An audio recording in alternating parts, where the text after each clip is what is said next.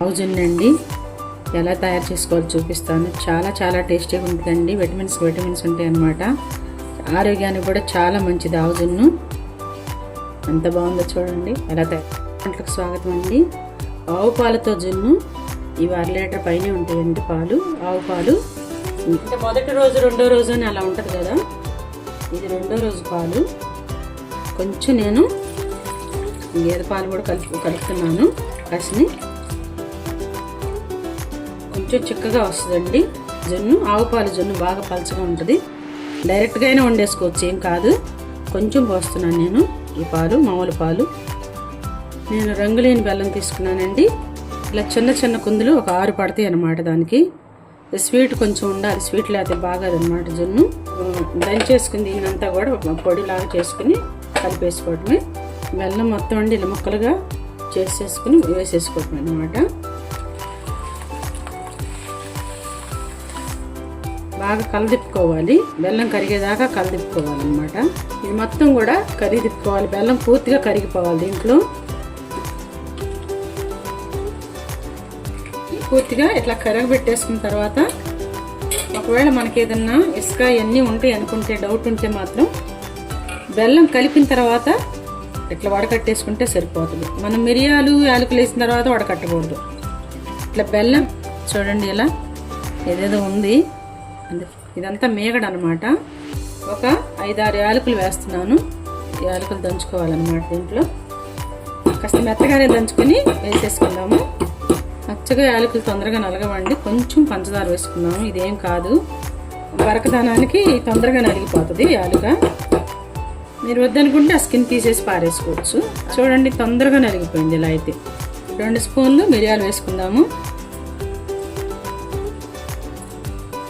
కొంచెం ఎక్కువ వేసుకుంటే బాగుంటుందండి టేస్ట్. ఇంకా కారం దీంట్లోనే ఉంటుంది, స్పైసెస్ అంతా కూడా టేస్ట్ చాలా బాగుంటుంది. మొత్తం 1/4 లీటర్ పాలండి అవి.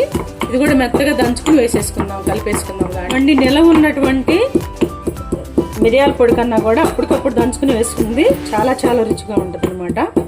జున్నులో మాత్రం మీరు కర్రీస్లో వాటిలో పెప్పర్ పౌడర్ సలాడ్స్లో వేయండి. కానీ నలిగిపోయింది. ఇలా దంచుకుని మళ్ళీ ఇలా అంటేనండి తొందరగా నలిగిపోతుంది.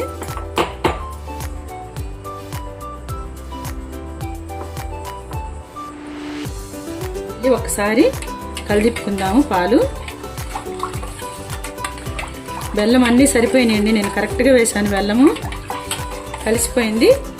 కుక్కర్ మనము వెయిట్ పెట్టకుండా పెట్టుకోవాలండి. గ్యాస్ కట్టి ఉంచేసేసి కుక్కర్లో పెడితే కనుక వెయిట్ పెట్టకుండా పెట్టాలి. లేదంటే ఒక గిన్నెలో నీళ్లు పోసుకుని మూత పెట్టేసి ఆవిరి మీద కూడా ఉడికించుకోవచ్చు.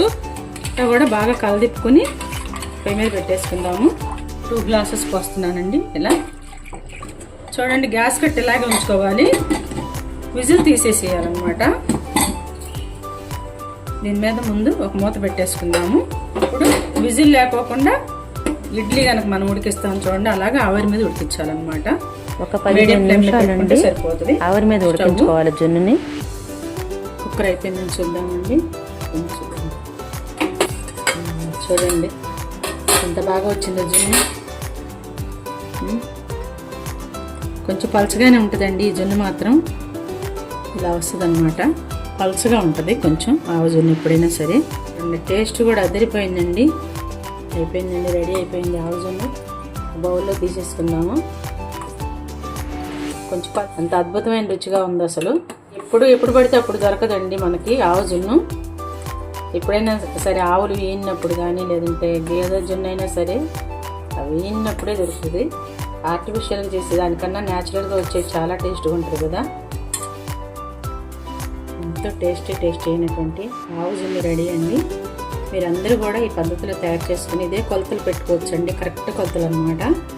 చక్కగా తయారు చేసుకుని ఎలా ఉందని చెప్పి కామెంట్స్ పెట్టండి. టేస్ట్ మాత్రం అదిరిపోయిందండి. తిన్నారంటే వదిలిపెట్టడం, అంత టేస్ట్గా ఉంది. చిన్నపిల్లలకు కూడా పెట్టచ్చండి ఆవు జున్ను, మంచిదే. అందరికీ షేర్ చేయండి మీకు నచ్చితే. థ్యాంక్ యూ సో మచ్ అండి.